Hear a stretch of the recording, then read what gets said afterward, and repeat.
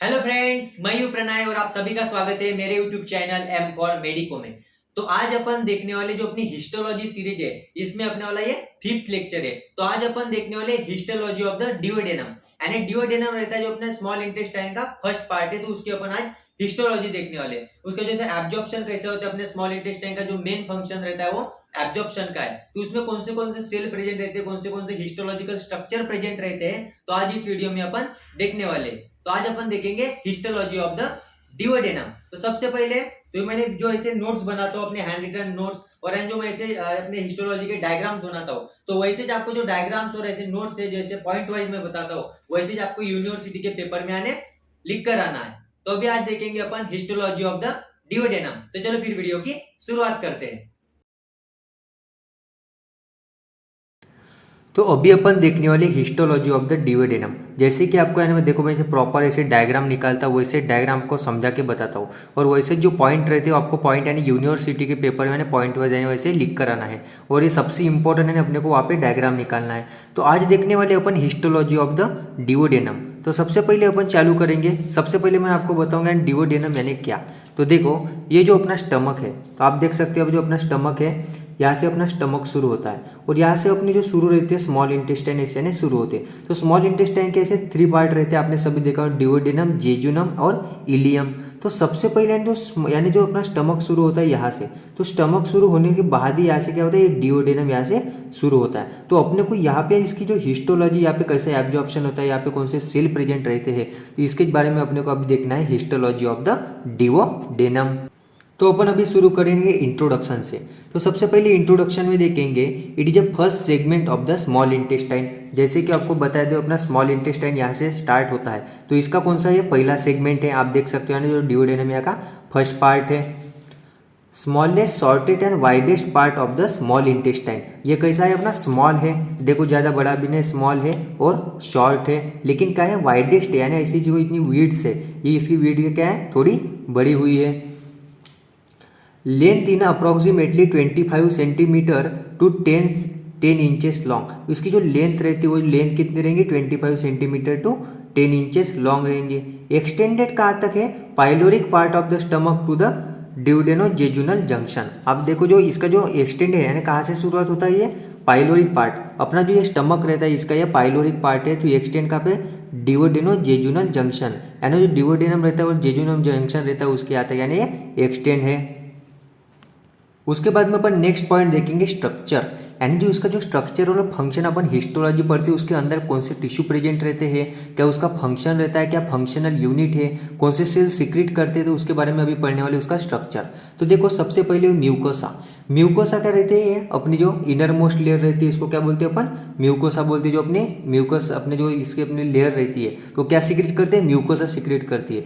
तो इसका क्या बोलती है, जो म्यूकोसा है, modified into the finger like projection और विलाई। आप सब देख सकते हैं जो अपनी म्यूकोसा है, ये जो म्यूकोसा है अपनी म्यूकोसा लेयर, ये कैसे मॉडिफाइड हुई है, ऐसे यानी फिंगर लाइक प्रोजेक्शन में। काहे के लिए प्रोजेक्शन है ना, ऐसा ये फिंगर लाइक प्रोजेक्शन, और क्योंकि यहाँ पे क्या होता है, एब्जॉर्प्शन इसका मेन फंक्शन रहता है। तो एब्जॉर्प्शन के लिए इसका सरफेस एरिया कैसा होना चाहिए, थोड़ा बड़ा होना चाहिए। तो इसके चरण क्या रहता है, ये म्यूकोसा रहती है, मॉडिफाई होती है कैसे, फिंगर लाइक प्रोजेक्शन को। तो इसको अपन क्या बोलते हैं, विलाई बोलते हैं। उसके बाद में जो अपनी म्यूकोसा रहती है वो कैसे मेडअप रहती है, सिंपल कॉलमनर इपिथेलियम से। आप देखो, जो अपने कॉलमनर सेल रहते हैं, सिंपल कॉलमनर इपिथेलियम, ये यानी जो अपनी म्यूकोसा है कैसे ऐसे यानी बनी रहती है, सिंपल कॉलमनर इपिथेलियम से।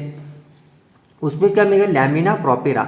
जो अपनी जो लैमिना प्रोपेरा रहता है, आप देखो यहाँ पे जो अपनी हिस्टोलॉजी लैमिना प्रोपेरा रहता है, यानी जो अपने विलाई रहती है, इसके नीचे क्या रहता है, लैमिना प्रोपेरा नाम का स्ट्रक्चर प्रेजेंट रहता है। तो लैमिना प्रोपेरा जो अपनी रहता है वो क्या रहता है, क्रिप्स ऑफ लुबरकोम। जो क्लिप्स ऑफ लुबरकोम रहता है, यहाँ पे जो ग्लैंड रहती है, जो अपनी क्रिप्स ऑफ लुबरकोम रहती है, यहाँ पे नीचे ऐसे ग्लैंड रहती है, वो क्या करती है, कुछ सिक्रीशन करती है इन द स्मॉल इंटेस्टाइन। तो अपन यहाँ पे देखो, क्रिप्स ऑफ लुबरकोम यानी बेस ऑफ द विलाई के, यानी विलाई के नीचे यहाँ पे ऐसे प्रेजेंट रहती है, उसको क्या बोलते हैं अपन, क्रिप्स ऑफ द लुबरकोम।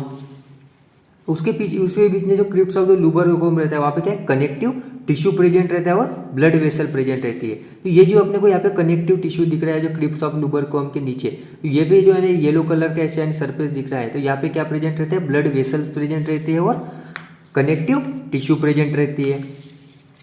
उसके बाद में मस्कुलरिस म्यूकोसा, जो अपनी मस्कुलरिस म्यूकोसा है, देखो आप मस्कुलरिस म्यूकोसा इसके बाद की लेयर मस्कुलरिस म्यूकोसा, इसके मस्कुलरिस म्यूकोसा में क्या प्रेजेंट रहता है बोलते हैं, contain the layer of the smooth muscle. जो मस्कुलरिस म्यूकोसा रहती है वो क्या है, layer of the smooth muscle से बनी हुई रहती है। मस्कुलरिस म्यूकोसा कैसे बनी होती है, layer of the smooth muscle से बनी रहती है, स्मूथ मसल से बनी रहती है। सब mucosa contain the Brunner's gland. आप बोलोगे सब म्यूकोसा, देखो अपने जो लेयर रहती है सब म्यूकोसा मस्कुलरिस, तो जो अपनी सब म्यूकोसा रहती है वहाँ पे क्या प्रेजेंट रहता है, बर्नर्स ग्लैंड प्रेजेंट रहती है। तो सबसे पहले यानी जो अपनी इंटेस्टाइन का जो डिस्टिंग्विश करते हैं अपन कैसे करते हैं, बर्नर्स ग्लैंड से करते हैं। तो बर्नर्स ग्लैंड का भी यानी सिक्रीशन अपनी इंटेस्टाइन में बहुत इंपॉर्टेंट है। तो ये अपनी सब म्यूकोसा लेयर है, वहाँ पे क्या रहते हैं, बर्नर्स ग्लैंड प्रेजेंट रहते हैं। आप देख सकते हैं जो यहाँ पे ग्रीन सा ऐसा कलर का दिख रहा है, वहाँ पे क्या है अपना बर्नर्स ग्लैंड प्रेजेंट है, यानी वो सिक्रीशन करते हैं स्मॉल इंटेस्टाइन के लिए, कुछ सिक्रीशन, कुछ एंजाइम सिक्रेट करते हैं, कुछ म्यूकस सिक्रेट करते हैं। तो यहाँ पे ये क्या रहता है, बर्नर्स ग्लैंड प्रेजेंट रहती है। तो Brunner's gland is a distinguish करता है अपने small intestine to other part of the gastric, जो अपना गैस्ट्रिक पार्ट है वहाँ से यानी डिफरेंट करते हैं यहाँ पे बर्नर्स ग्लैंड यानी कैरेक्टरिस्टिक्स है। और वैसे जो मैंने क्रिप्स ऑफ लूबरकोम बोला था, जो वहाँ पे यानी ये इसका मेन कैरेक्टरिस्टिक है वो यहाँ पर ही यानी मिलती है, क्योंकि यहाँ पे एब्जॉर्प्शन सबसे ज़्यादा होता है। उसके बाद में क्या है, identification point of the small intestine. देखो जो सब म्यूकोसा में क्या बर्नर्स ग्लैंड प्रेजेंट रहती है वो स्मॉल इंटेस्टाइन में ओनली देखी जाती है, बाकी स्टमक में नहीं देखी जाती, लार्ज इंटेस्टाइन में नहीं देखी जाती। तो इसके कारण क्या है, identification of the small intestine, कौन सा, बर्नर्स ग्लैंड।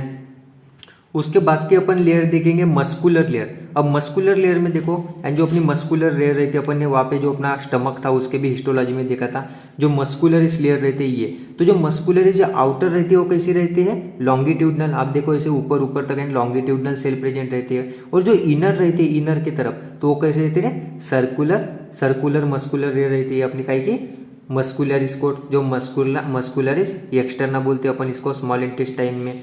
इनर कैसी रहती है, सर्कुलर, और आउटर कैसी रहती है, लॉन्गिट्यूडनल। आप यहाँ पे देख सकते हो डायग्राम में भी, यानी वैसे यानी मैं बनाया हूँ।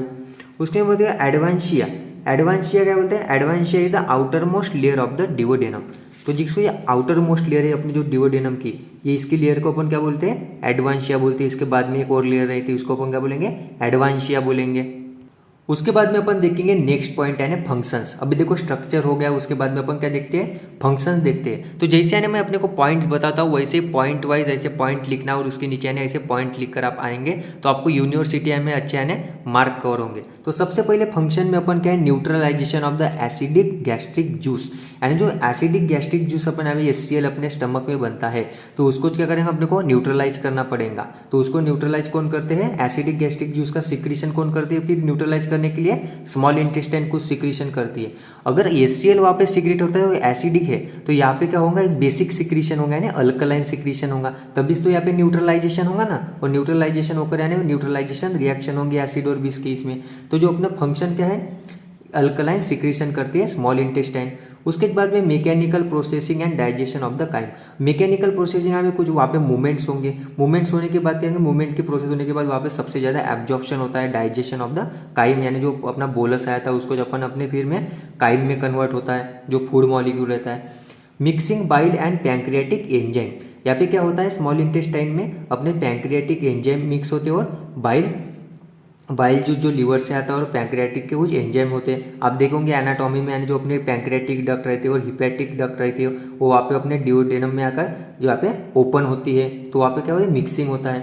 Absorption of the water, electrolyte and nutrient, यहाँ पर क्या होता है, एब्जॉर्प्शन ऑफ द वाटर होता है, इलेक्ट्रोलाइट और न्यूट्रिएंट सबसे ज़्यादा यहाँ पे एब्जॉर्ब होते हैं स्मॉल इंटेस्टाइन में, डिओडेनम के पार्ट में। उसके बाद में अपन क्या देखते हैं, क्लिनिकल एनाटॉमी, यानी लास्ट में सबसे बाद में अपन क्या देखेंगे, क्लिनिकल एनाटॉमी। तो क्या है, डिओडाइनेसिस है, वहाँ पे कुछ इन्फेक्शन हुआ डिओडेनम में, तो उसको अपन क्या लेंगे, डिओडाइनेसिस बोलेंगे। बर्निंग होती है यहाँ पे कुछ, यानी ऐसा बर्निंग टाइप होना, कुछ ऐसा लगना कि यानी वहाँ पे कुछ आग लगी हुई है, ऐसे यानी बर्निंग टाइप हुआ। क्रैम्पिंग यानी कुछ क्रैम्प होना, यानी ऐसा थोड़ा बाद दर्द होना वहाँ पे इंटेस्टाइन में।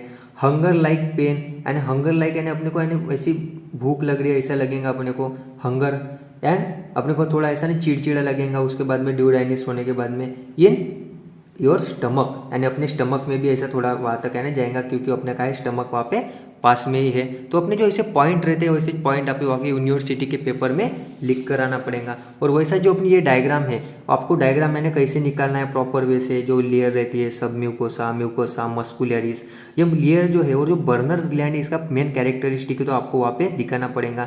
इंटेस्टाइनल ग्लैंड प्रेजेंट रहते हैं, लैमिना प्रोपेरा, वहाँ पे विलाई प्रेजेंट रहते हैं, क्रिप्स ऑफ लुबरकोम प्रेजेंट रहते हैं। इसका जो मेन कैरेक्टरिस्टिक है वैसे आपको टिश्यू वहाँ पे निकालना आना पड़ेगा हिस्टोलॉजी ऑफ द डिओडेनम में। अगर प्रॉपर वैसे आप डायग्राम निकालोगे और जैसे मैं पॉइंट बताता वैसे पॉइंट अगर आप यूनिवर्सिटी पेपर में लिख के आओगे तो आपको एग्जामिनर अच्छे से अच्छे मार्क देगा। तो आई होप अगर ये वीडियो आपको अच्छी लगी होंगी तो मेरे चैनल एम फॉर मेडिको को सब्सक्राइब करो और शेयर करो toward the needed student. Thank you.